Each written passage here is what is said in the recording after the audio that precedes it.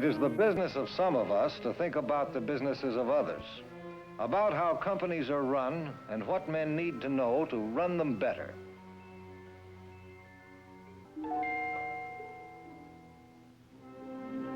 In businesses large and small, one of the greatest problems is getting the facts and figures for making daily decisions.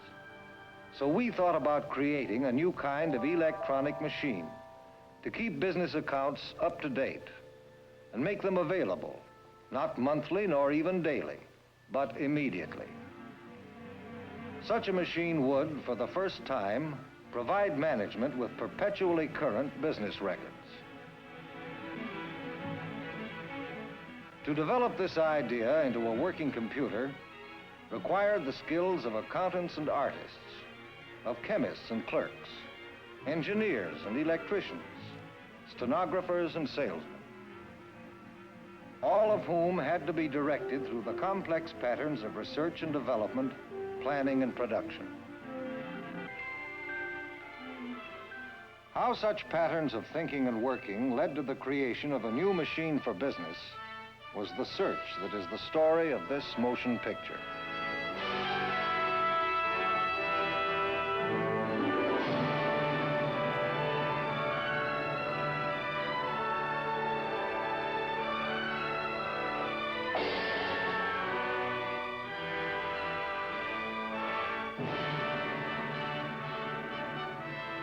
The administrative pattern was set in 1951.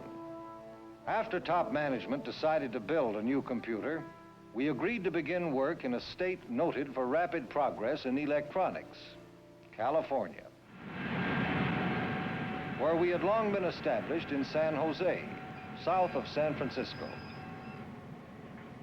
The senior engineer we sent out arrived ready to begin searching for the trained minds he would need on his staff. His coming had been planned weeks ahead.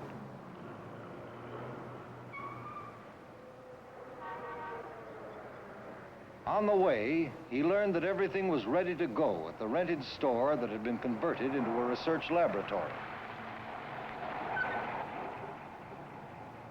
And there our search started in San Jose one morning early in 1952.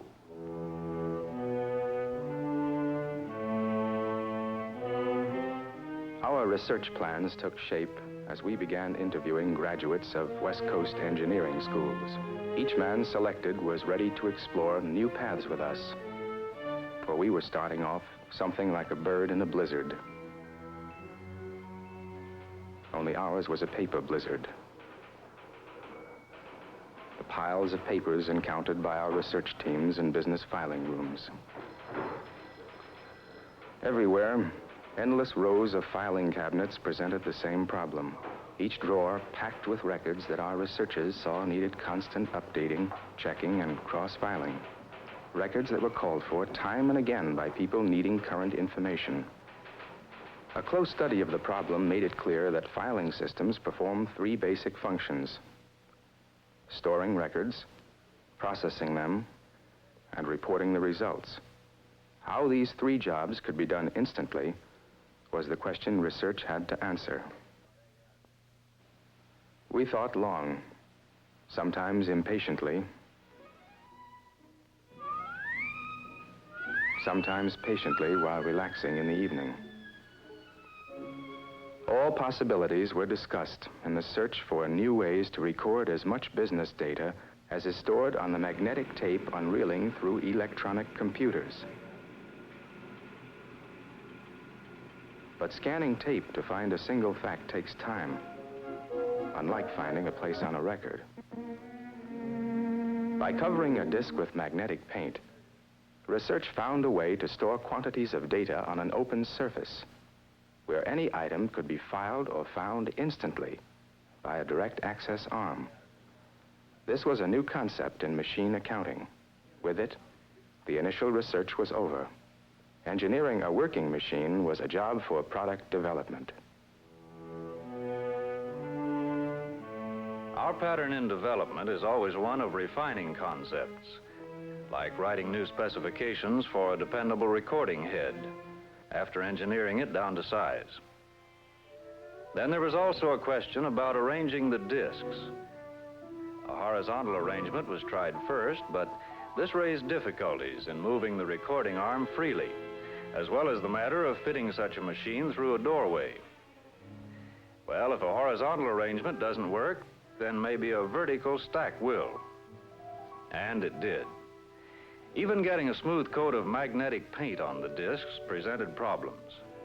Dipping, brushing, and spraying had all been tried, but we were still plagued by bubbles and pinholes. Finally, someone tried pouring the paint out of a cup. The disc painted itself.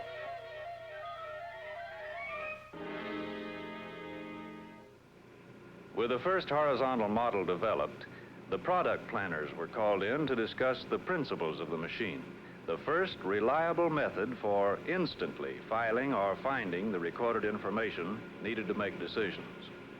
What more should the machine do? That was up to the product planners. Going back to our own area, we began to work out plans for making the machine more useful. Our search was for a more versatile system to speed the flow of information through a business. After weeks of study, we sent our first proposals back to the development group for engineering tests. It was up to us to make the plans work, but the green light on our test scope doesn't always signal go. A machine that would do everything for everybody would be priced out of the market. We had to find out what the planners needed most. Over in planning, we were now in a position to state exactly the requirements of customers for storage capacity, speed, and versatility. The time had come for a final meeting with product development. We were ready in development.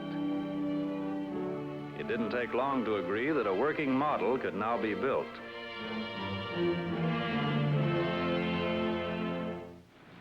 To design and build the prototype machine took 300,000 working hours. It was named RAMAC, for Random Access Method of Accounting and Control. The first electronic computer able to keep business records up to date and make them instantly available.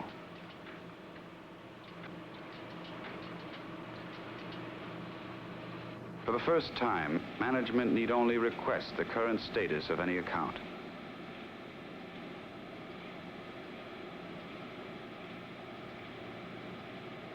The operator types in the inquiry, and RAMAC types out the answer.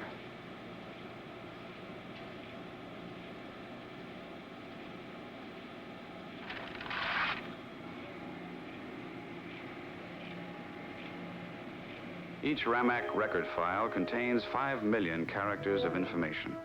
This file unit may be connected to other computers to provide even larger warehouses for facts.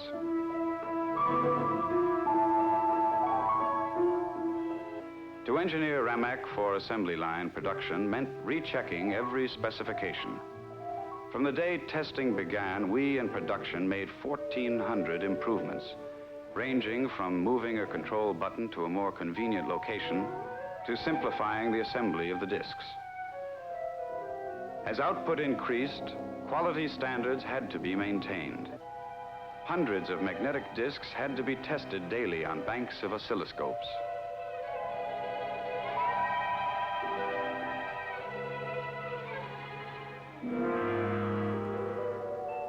All departments were growing and growing fast. Management had the new plant designed for mass production needed to meet the mounting backlog of orders.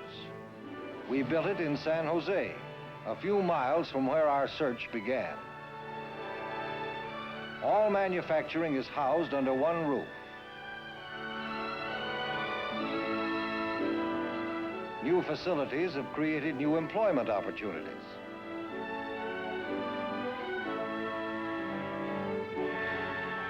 The architectural design is functional. For example, the reserve water supply is stored in pools instead of tanks.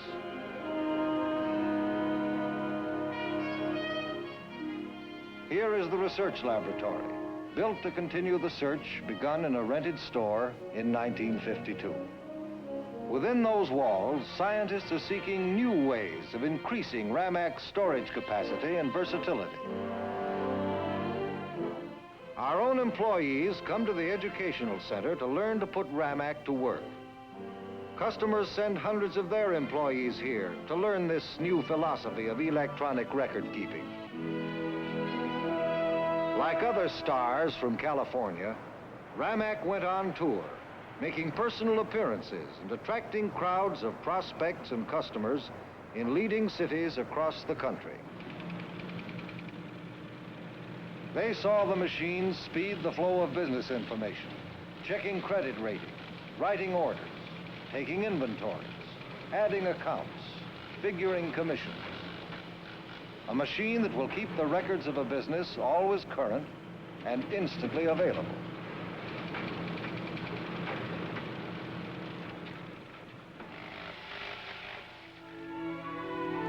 RAMAC was developed by IBM after a search that lasted 5 years. A search that is not ended, nor will it be, so long as men need ever more powerful machines to extend the farthest reaches of the human mind.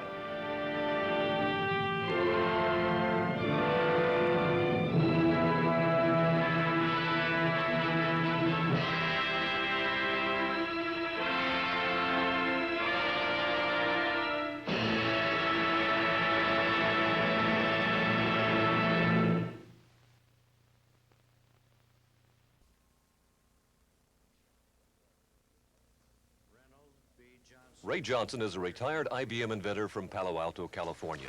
He is one of 6 people who are receiving the National Medal of Technology from President Reagan. Men and women such as you, with the spirit of discovery, enterprise, and achievement, have been opening up new worlds of possibility and transforming all our lives for the better. 30 years ago, in a small laboratory in San Jose, Johnson led the team of IBM engineers who developed the computer industry's first commercial disk file. The machine was known as the IBM 350 RAMAC, for Random Access Method of Accounting and Control. The IBM RAMAC became the primary storage device for computers, displacing punch cards and magnetic tapes. That invention created a new industry that today has more than 100 companies generating $16 billion a year in revenue and employing 150,000 people. The magnetic storage technology developed by Johnson and his team in 1956 paved the way for today's computer files and the floppy disks used by most personal computers.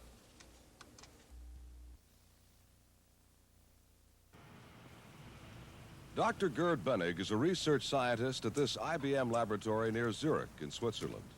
Bennig received his PhD in physics at the University of Frankfurt and started with IBM in 1978. Dr. Heinrich Rohrer has been with the company since 1963 and earned his PhD in physics at the Swiss Federal Institute of Technology. Bennig and Rohrer invented the scanning tunneling microscope, or STM as it's called, in 1981. And for the first time, they could clearly see the atomic structure of the surface as it actually exists. The STM microscope takes advantage of the fact that a tunneling current changes drastically as the distance between 2 materials increases or decreases. The STM actually graphs the position of the individual surface atoms as it passes over them. It's done 1 line at a time until the finished graph reflects the arrangement of the atoms on the surface. The image is processed and enhanced by computer.